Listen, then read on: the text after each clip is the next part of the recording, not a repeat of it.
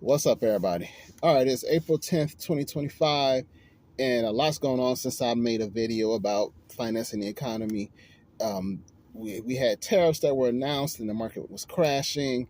Then Trump came back and said he's going to postpone the tariffs, and then the market shot back up. And then today, the market's down again.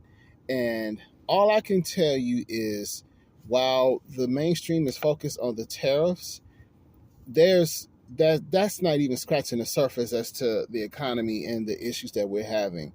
Keep in mind today that the markets are down again, but gold is at another all-time high. So through all this, gold has been relatively stable. It did go down a bit, but it is right back at its all-time highs. So that should tell you that there's more going on behind the scenes than people realize. And it all comes back to the US dollar. The dollar is losing its strength around the world. Is losing its popularity, and basically people or countries are slowly moving away from the dollar. So the demand for the dollar is decreasing.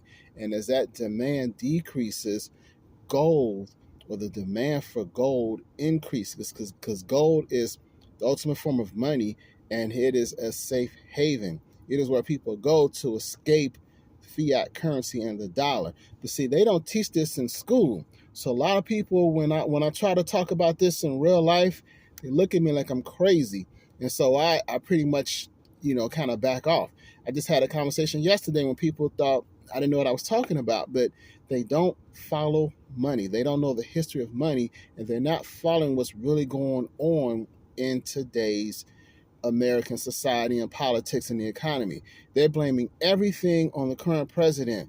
Now, he may have some, blame for this, but all of it is not his fault. This is the chickens coming home to roost as far as the dollar and the economy. Pay attention.